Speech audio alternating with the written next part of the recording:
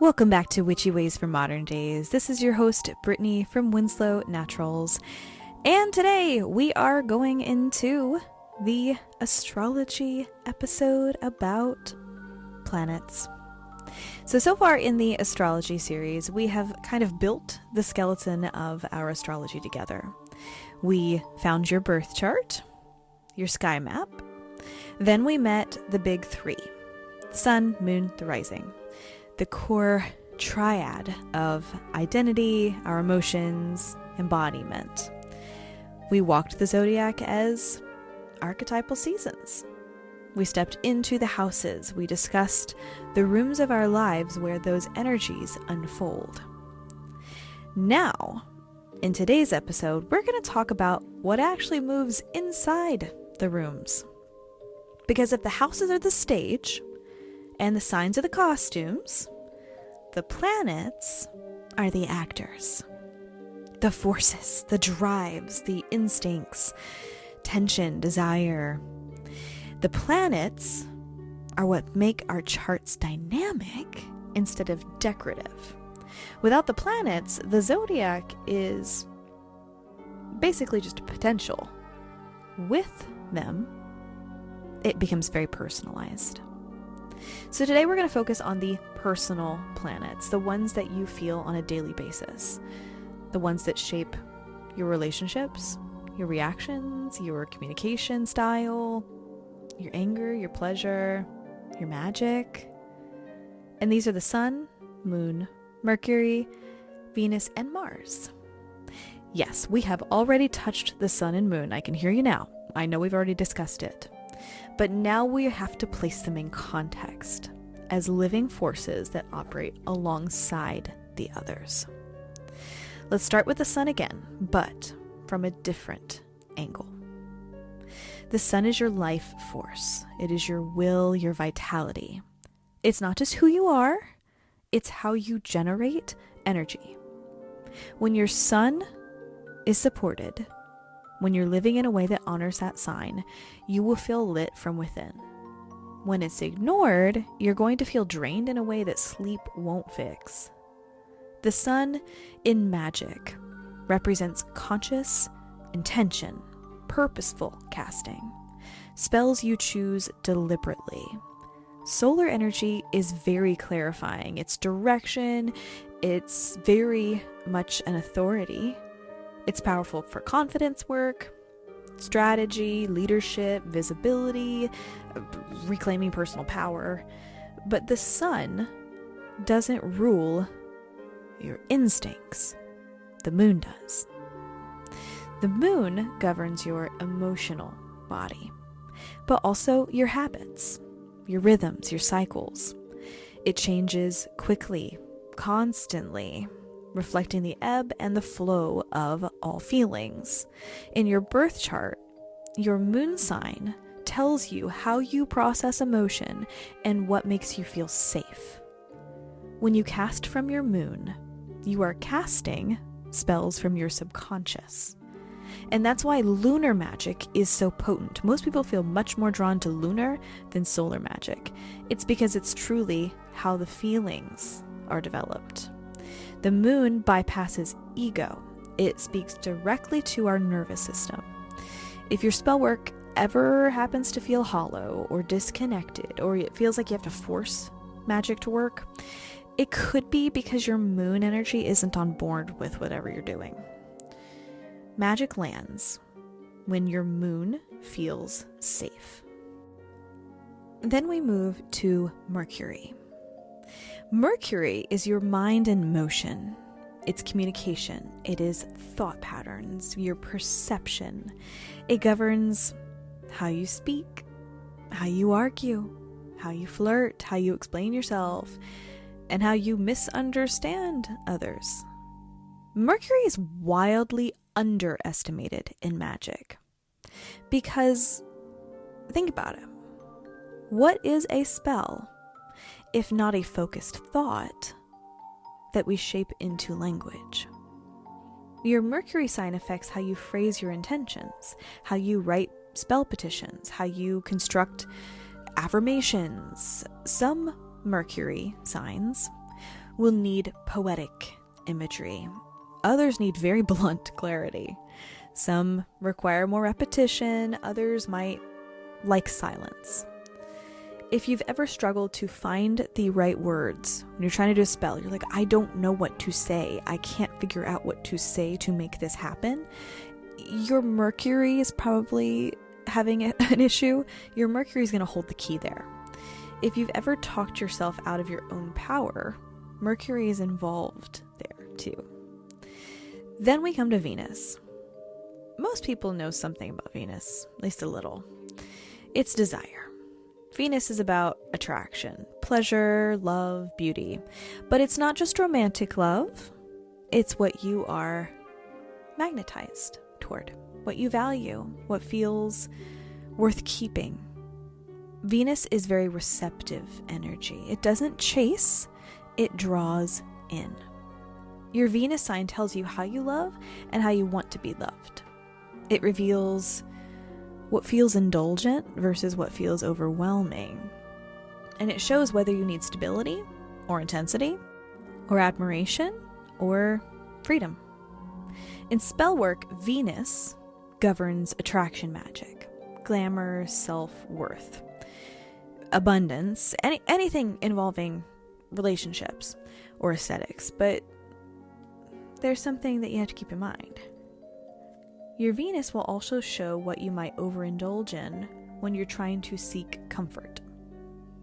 Every planet has a shadow self, but we will get more into that as we get into the individual signs.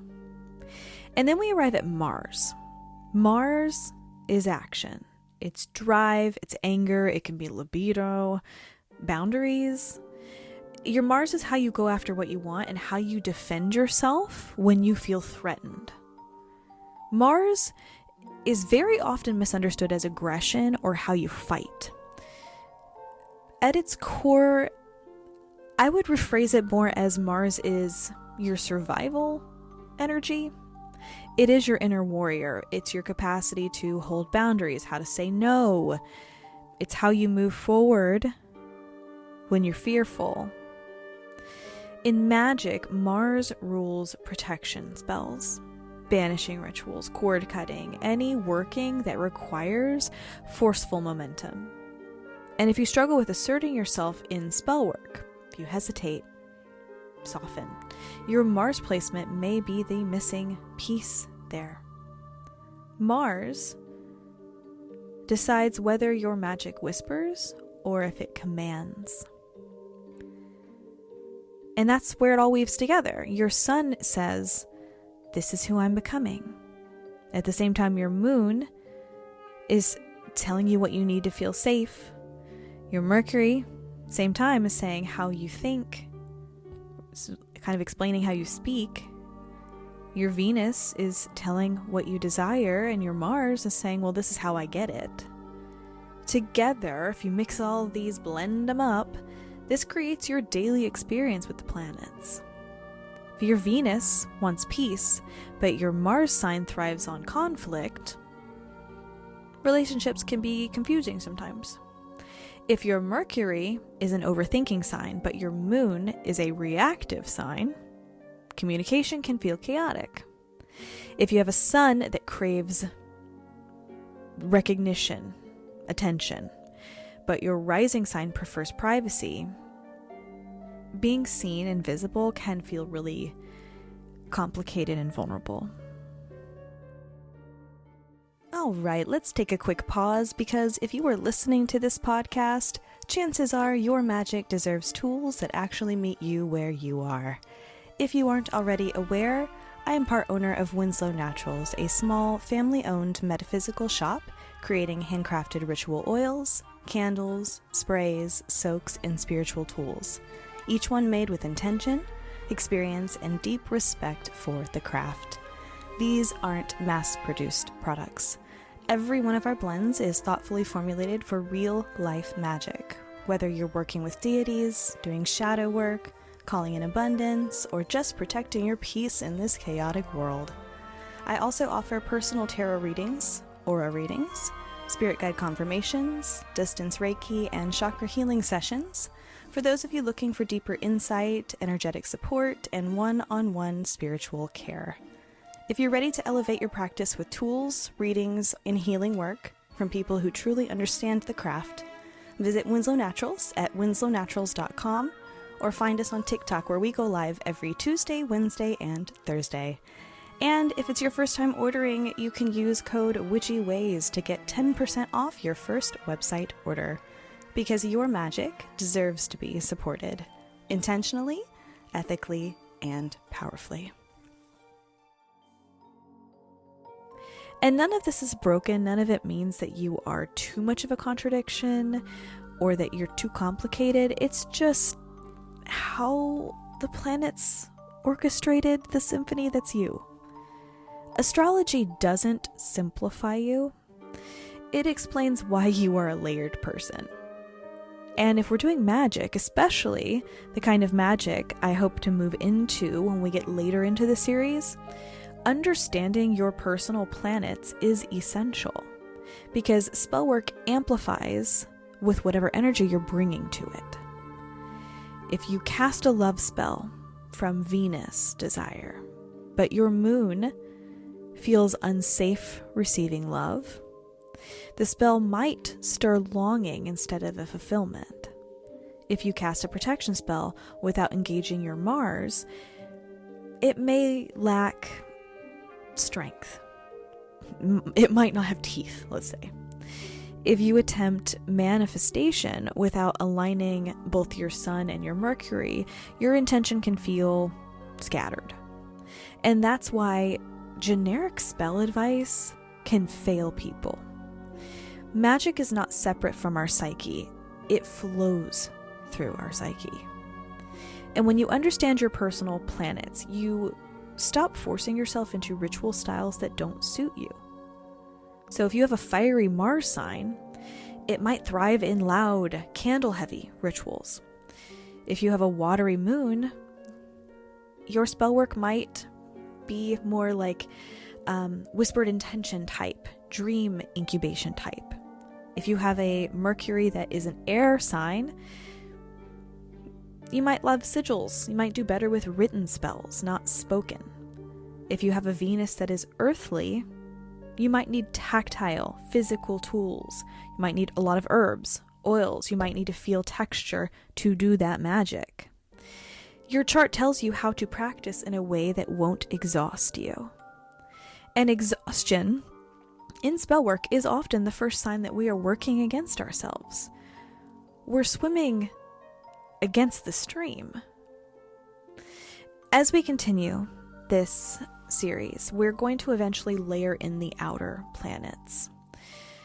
Jupiter, Saturn, Uranus, Neptune, Pluto, the slower forces that tend to shape entire chapters of life.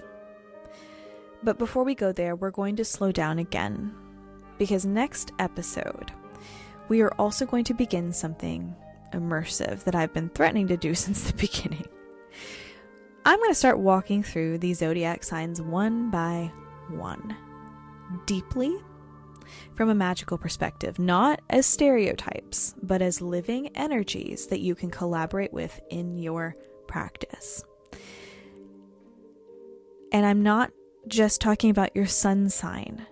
So when we do the episode on Cancer, and you're like, well, I'm not a Cancer, I'm not going to listen to this episode.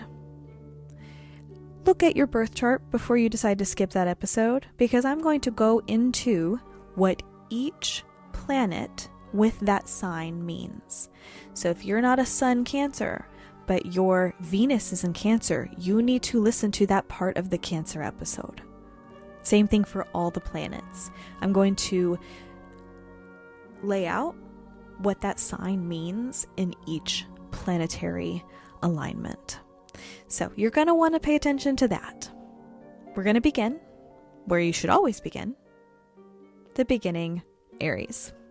The spark, the first breath of the zodiac.